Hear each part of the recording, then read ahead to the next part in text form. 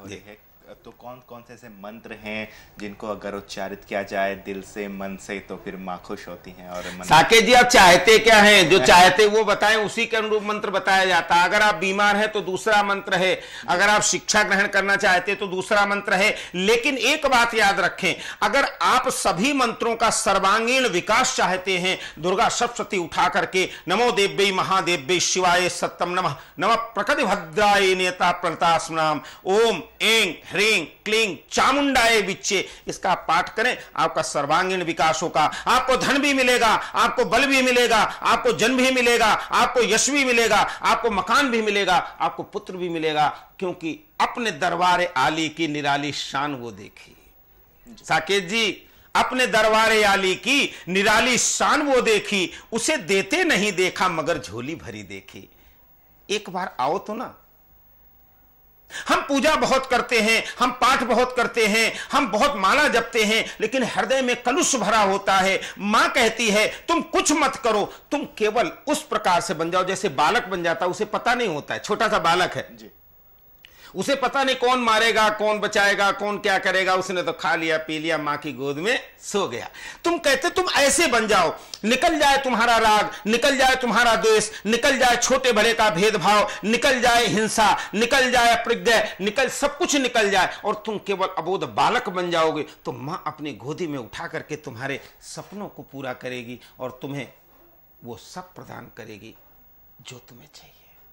इसलिए मां का पूजन, मां का भजन, और आज भगवती चंद्र, ये वास्तव में एक ही रूप है, भगवती दुर्गा का एक ही स्वरूप है, उसके नव स्वरूप अलग अलग हैं। इसकी चर्चा हम आगे करेंगे जी।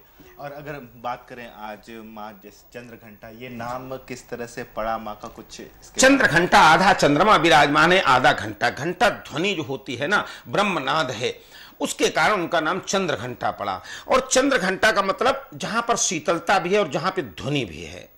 शीतलता, चंद्रमा शीतलता प्रदान करता है, तो इस प्रकार से जब चंद्रमा शीतलता प्रदान करता है, घंटा ध्वनि होती है। मां के नव स्वरूप क्यों? भगवती दुर्गा के एक ही हैं, एक में एक है, लेकिन उनके नव स्वरूप इसलिए क्योंकि जब जब जहां संहार किया है, मां शैलपुत्री, शैलपुत्री भगवान शिव की प्रिया, प्रथम द्वितीयम ब्रह्मचारिणी, ये सब जो है ना, पार्वती, ये दुर्गा स्वरूप है। सभी देवताओं को मिला करके जो ऊर्जा एकत्रित हुई, उससे भगवती दुर्गा का प्रादुर्भाव हुआ, और भगवती दुर्गा से चंड मुंड विनाशिनी काली का प्रादुर्भाव हुआ। तो ये डोर एक ही है, इसके मूल में है मां परांबा भगवती, जिन्हें हम प्रार्थना करते हैं, सर्व मंगल मांगल्ये शिवे सर्वार्थ साधिके शरण्ये त्र्यंबके गौरी नारायणी नमोस्तुते। साकेत जी, अगर आप इसका ही पाठ कर लें, रोज इसकी एक माला मन से अगर जपें, तो आपका सर्वांगीण विकास होगा। तो एक कॉलर भी हमारे साथ इस वक्त जुड़े हैं जी, अपना नाम बताइए। सर नमस्ते जी। सर मैं आचार्य जी से पूछना चाहती हूँ जी कि आज के दिन जो है व्रत, मतलब व्रत जो व्रत हमने रखा है, तो हमें रात को जो है क्या खाना चाहिए? जी, एक महिला का कॉल है, वो कहना चाह रही है कि आज व्रत रखा है हमने, तो रात के वक्त जो एक सेवन करेंगे अन्न का या किसी भी तरह का, तो क्या खाना उचित रहेगा? अन्न नहीं, देखिए उपासना, बहुत सब लोग जो भी सुन रहे हैं सब लोग सुन लें।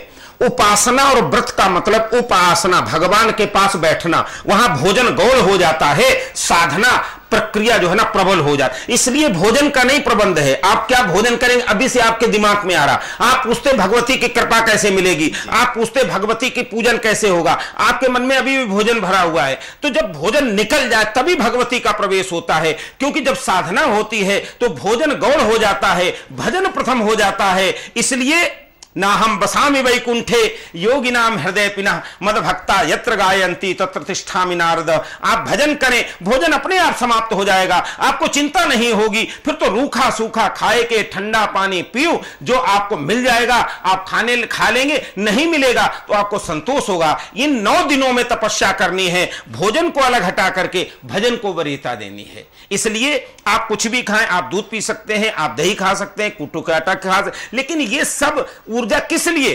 केवल थोड़ा सा फलाहार करके, थोड़ा सा दुग्ध लेके बैठ जाएं, ओम ऐं ह्रीं क्लीं चामुंडाय विच्चे, हाथ जोड़ करके प्रार्थना करें, भगवती आपकी झोली भर देंगे।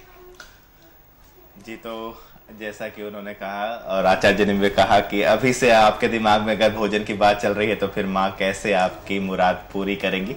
तो पहले माँ की उपासना कीजिए, अच्छे मन से कीजिए, पूरी तरह से श्रद्धा से कीजिए, तभी आपकी उपासना, आपका जो ये व्रत है वो पूरा होगा।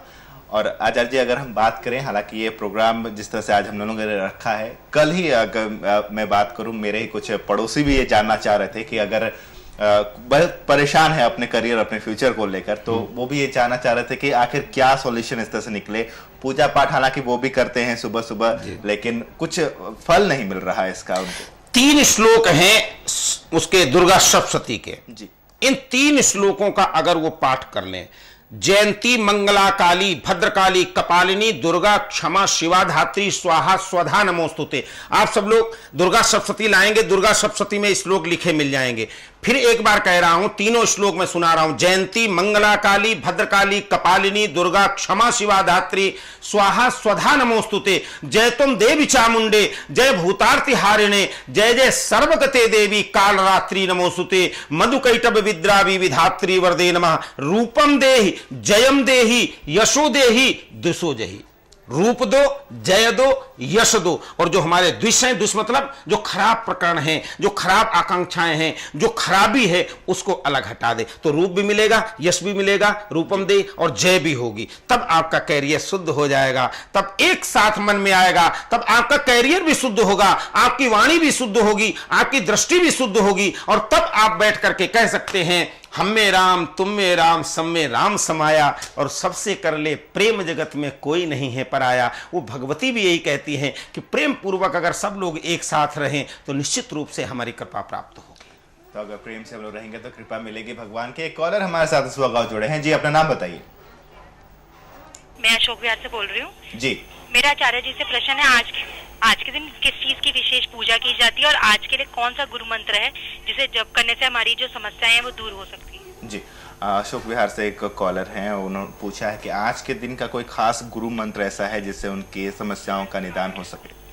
देखिए, समस्याएं क्या हैं पहले तो ये पता लगना चाहिए। अगर टेलीफोन पे हैं उनसे पूछिए। समस्याएं तो जिंदगी में बहुत हैं। जी, हम आपसे जानना चाहेंगे कि समस्या किस क्षेत्र से एक है, मुख्य समस्या क्या है? शिक्षा के क्षेत्र से, जैसे कि हम स्टूडेंट हैं तो जैसे समस्या होती है पढ़ाई को लेकर, उस बारे में।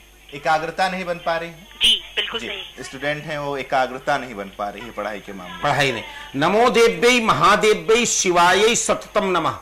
ये दुर्गा सप्तशती आप खरीदेंगे, सबसे पहले पेज पे ये मंत्र लिखा हुआ मिल जाएगा। नमो देव्यै महादेव्यै शिवायै सततम नमः। नमः प्रकृति भद्रायै नियता प्रणता स्मताम। भगवती मेरा कल्याण करें, भगवती मेरा उद्धार करें। इसकी अगर रोज नवरात्रों में क्या रोज अगर एक माला आप जपेंगे तो आपको एकाग्रता भी होगी, आपको साधना भी होगी और आपका मन चंचल होने से बच जाए।